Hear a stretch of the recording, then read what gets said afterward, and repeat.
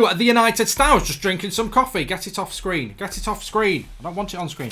Hello everybody and welcome to The United Stand. This is your latest Manchester United transfer news. It's your latest Bruno Fernandes transfer news, of course. And we've got some big news coming out in the last half an hour as well. That terms have been agreed with Manchester United and Bruno Fernandes. And now it is just the fee to be sorted out. So I think all those doubters saying, oh, it's not going to happen, it's not going to happen. Remember, I'm one of those people that I'm going to explode with happiness when this happens. Not in that way, but I will. But until he's holding the shirt, I won't truly believe it. But I did say a couple of days ago it's happening. I'm more than happy to say that the club are deep in this. I nearly said something deep there, but they are very deep into this deal, and only an idiot would ruin it. And of course, everybody can think of an idiot at Manchester United that might ruin it, but.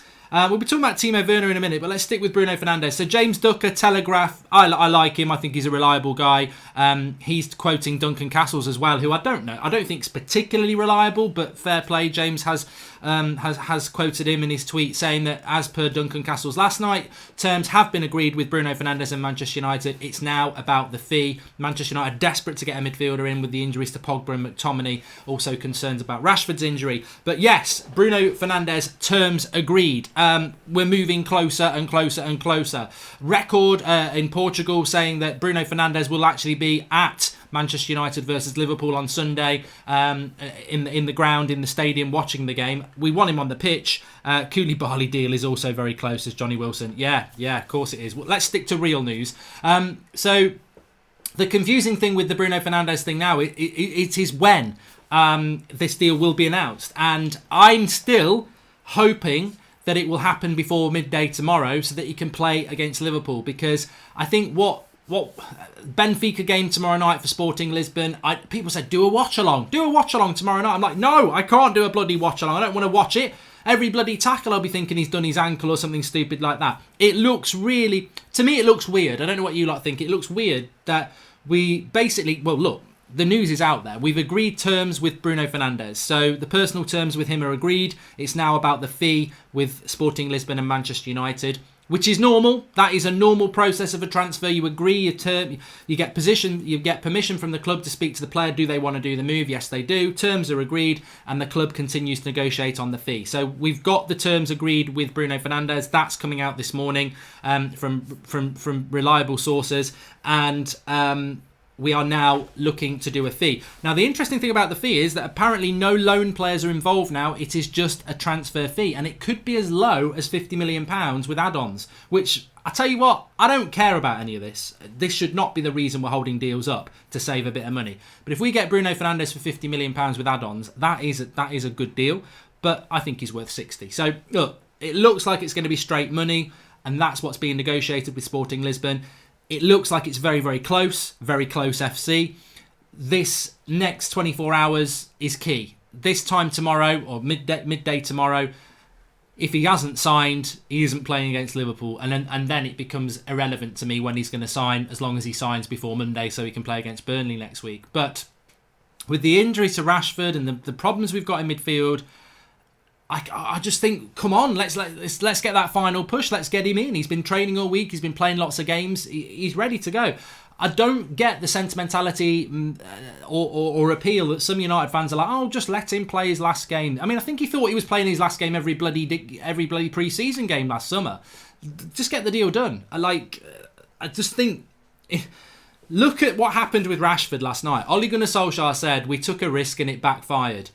Are we therefore going to take a risk on our midfield signing? Oh, let's let him play against Benfica. I mean, let's not take that risk. Let's take the risk that the safe path, which is get him to Manchester United in a Manchester United shirt. If he gets injured in a Manchester United shirt, there's nothing we can do about it. But letting him play in that Benfica game, whether he wants to or not, sentimentality, it's a risk not worth taking as far as I'm concerned. Phil and Brendan Joe, welcome to the United Stand Members Club, latest member of the United Stand Members Club. And Harshni Sira says, please go back to Mallorca just to find that ship and take a picture. Also, hello from one of the few women in the community from India. You'd be surprised, but welcome. I don't think you are the only lady in the live comments, but you are very welcome, of course. I have heard the news about Babakari Samari Sarav. I mean, Flex is actually on Sky Sports News at 12 o'clock on their transfer show. So if you want to watch that just to get an update on what's going on with United, please do. But you'll also see Flex on there. I'm going to have some beans and toast and watch a bit of Flex on Sky Sports News. But Sky Sports News are actually reporting that we've been in talks with Babakari Samari of Lille, which, to me, if we got Fernandes and Samari from this January transfer window, high five, that's 10. Conversely, as I said yesterday, if we got Marcus Llorente on loan from Atletico Madrid, high 10. I'm happy with that. If we get 2 midfielders in this January transfer window, as much as I can't stand the club and the way it's run at the moment, in relation to how it's run, I love Manchester United, of course, I can't complain about those 2 midfielders. As long as it's Fernandes and one other, I think we've had a good transfer window in the circumstances. But look, I like the look of Babakari Samari. I'm not so convinced that we're going to go and get him, but we'll see. But on Bruno Fernandes, for those joining us a little bit late, terms agreed with the player. This is coming out this morning. Terms agreed with the player. It's now about the price, and the price is apparently going to be the price. There's not going to be players involved in it, which actually should speed it up. And therefore, we move towards that midday deadline tomorrow. Can we get him signed before midday tomorrow so that he can play against Liverpool, or is he going to be risked and allowed to play in that Benfica game tomorrow night for Sporting Lisbon? And as Ollie said last night, the risk on bringing Rashford on backfired. We don't want it to backfire tomorrow. What do you think about Sky Sports' report that Samori will choose between United and Chelsea before the transfer deadline, says Jamie Johnson? Well, look, the thing about Babakari Samari is that he has, Get French Football News were saying only yesterday that he doesn't want to come to anywhere in January. He wants to stay where he is. But then other outlets have said that he will leave this month. So it's going to be interesting what happens with him. I mean, he's one for the future anyway. Samari is one for the future who would give us a lot of depth in the midfield. And we do need 2 midfielders. So I would be very happy with that deal. But he's 20 years of age and it's a big step up for him. Fernandes comes in and he's ready to play now. I think Marcus Llorente would come in and be ready to play now. Samari is one for the future, which I like. I like him. I think he's a good player, but I don't know about that one. Let's get Bruno Fernandes done first. I think Woodward would be thrilled to let Bruno play his last game against Benfica in order to save 5 million. Every cent matters for that man, says Shady Abenazer. I think that's a very good point as well. Is there a financial aspect in this where United are saying, look, we're only paying 50 million if you're going to play him against Benfica. If you sell him to us now, we'll give you 55. And that might be the case. And the 5 million would be worth it. Dinesh Khan says, welcome to the United Stand Members Club. We're going to do a Liverpool versus Manchester United preview tonight. That will be live tonight. But I suppose the interesting thing is, we'll talk about it tonight, how much impact would Bruno Fernandes make to a Manchester United 11 on Sunday? Well, that is the interesting thing. In other news, and I know we'll take some of your questions. In other news, very happy with Manchester United winning last night. I know that's not a popular opinion to have, but ultimately, I support Manchester United. I want us to do well. I mean, if we'd lost last night, we wouldn't have had a game a week on Sunday. We'd had a weekend off. I don't want that. You know, I want to be in the cups. I want us to be successful, ultimately. Do I think we will be successful under this regime and this manager? No, I don't. But, you know, I want to be wrong on that. So I was pleased with the result last night. You can't, on one hand, say it's hard to beat Wolves, and then when we do it, go, well, we weren't good enough. We deserve to win that game. I don't think Wolves, over both games, score enough goals from the chances they create. That's their problem. I'm pleased with the result last night. But obviously there's loads and loads of work to do. But I was happy with the result last night. I thought Brandon Williams played really well. I thought Harry Maguire played very well. But, you know, looking at the stats after the game, I thought Aaron Wan-Bissaka was superb. Most tackles, most passes, most dribbles. I mean, that's what you want from a fullback. I know he's got to improve his crossing, but I don't think Wan-Bissaka actually gets the credit he deserves. I think Wan-Bissaka, for me, I wanted to just say this, I don't care where I say it.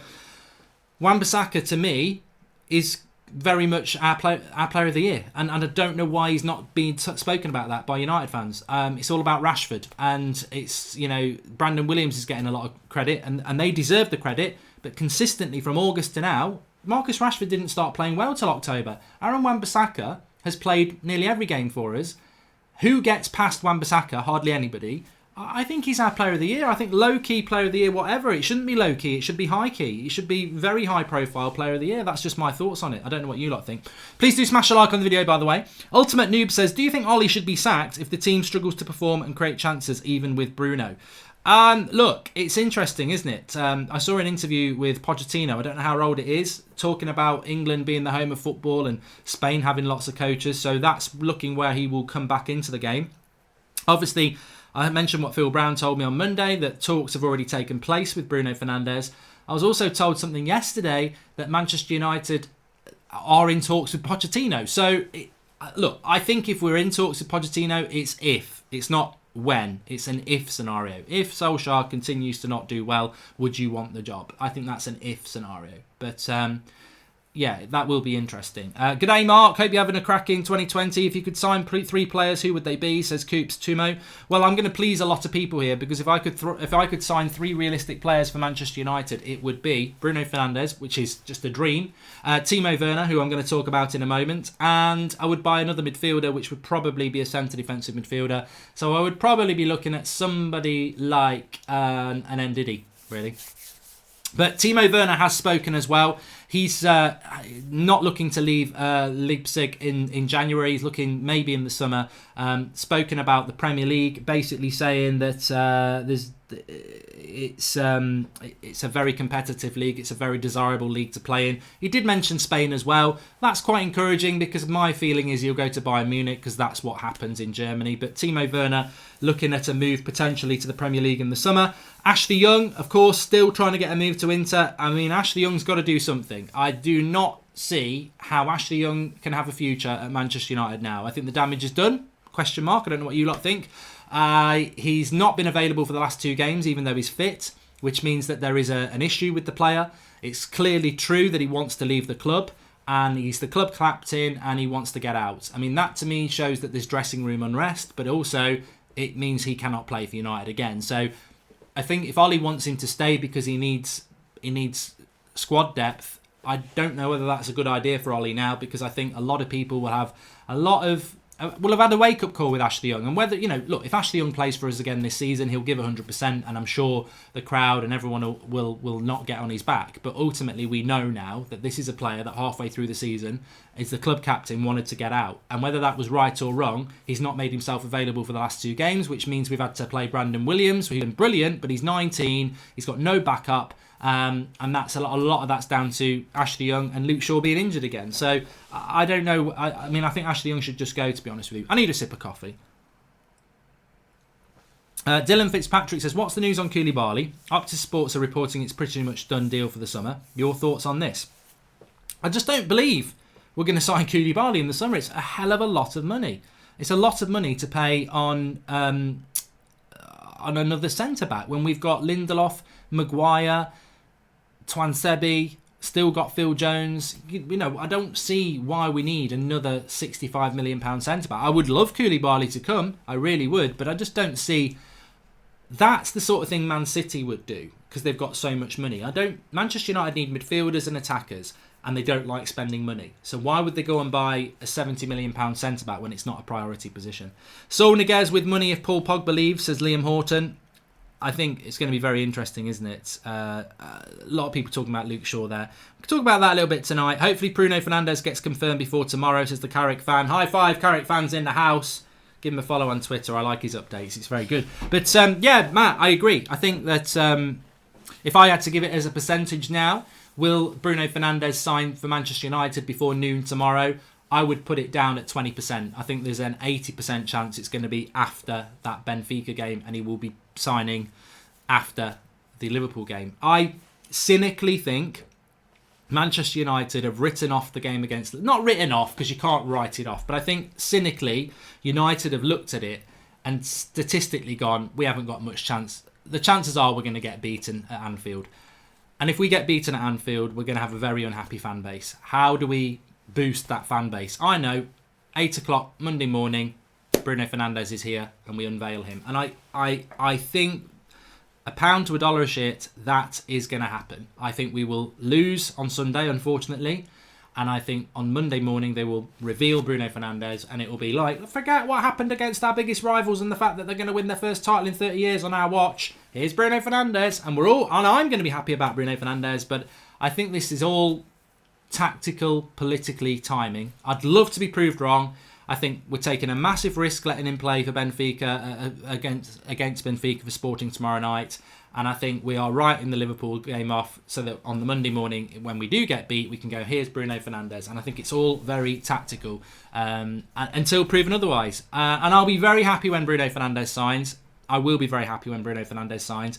But I wish it was done before. You know, you've got to grasp opportunities in life. And I think Bruno, it's not like he needs to come into the team and adapt and train and get his fitness levels up. He's ready to play. We haven't got enough players. Get the deal done before noon tomorrow.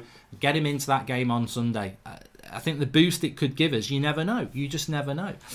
You never know what can happen. And finally, agreed deal. He will go medical this weekend, says AL Kudos. And to be honest with you, 20% chance of him signing tomorrow lunchtime is probably it probably should be lower than that, because when you think about it, he's got to fly in, he's got to do his medical. They're going to get that done in 24 hours. It could be done in 24 hours, but I just don't think it will. But where do all these deals leave the Sancho signing? Is that now finished because of the money, says Stephen Lilly? Well, no, Manchester United have got money, and Jadon Sancho doesn't play in a position where Bruno Fernandes does, so it could still happen, but we'd need Champions League football for that. 3Lotto3 says, I won't forget Rashford's form when he was striker until Martial came back. He was dreadful. For me, Wan-Bissaka at the moment is player of the year. High five. I totally agree with you on that one. I think that is absolutely spot on with regards to that. And I do think that United, just very quickly, I do think United do need to be looking at a Sancho or a Timo Werner or a Leon Bailey or somebody who can come in and play on that right-hand side, because Greenwood yesterday still looks like a work in progress. Fantastic player, but probably more impactful in the last 20 minutes when teams are tired. As a starter, is he quite ready yet? And let's not forget, he's only just turned 18, so it's not a problem. Dan James looks like Dan James cost us £15 million. He gets a lot of stick. He does get a lot of stick, but he cost us £15 million from the Championship. And even he himself said, I thought this season I'd be playing a bit part, adjusting. And he's been turned into a first teamer. So I think that's Ollie's naivety throwing him in. And he's never going to keep the consistency up, Dan James. He had a good start. Now he's been found out. I think what's happened with Dan James, in a sentence, is he's been found out. First couple of months, people didn't know that much about him. Very impactful. The Premier League, defenders, coaching is high level. They'll figure it out, and I think they've figured out how to deal with Dan James. And I think he's struggling a little bit from fatigue because it's a hard league. I still think he works his arse off. I still think he's potentially going to be a really good player, but he's developing, as is Greenwood, and then that leaves you basically with Martial and Rashford, which isn't enough. So we definitely do need to bring another player in, an experienced player, an experienced performer. And by that, I mean Jadon Sancho would be experienced, even though he's a teenager himself, because of what he's done in his career in the Champions League and in a top league. We just need somebody with a little bit more class and consistency. With Bruno coming in and Pereira as a second option, is Gomez out, says Benji Danquois. Well, I haven't really spoken about the game last night, have I? Send him packing for a pack of peanuts, says Aidan G. I don't know who he's talking about. And Liam Horton, welcome, latest member of the United Stand Members Club. I actually thought last night it was a great result, but I also thought it was appalling bringing on Jesse Lingard. I mean, I just don't know why that lad's at the club anymore. I mean, Angel Gomez should have been on the bench and not Lingard. So I do think Gomez is on his way out because, Lingard gets dropped for the team for being awful for a year, but still finds himself on the bench and still finds himself coming on matches. I mean, how many more chances are we going to give to Jesse Lingard? Gomez. I saw somebody yesterday saying Gomez has lost his chance at United. He's never played 90 minutes.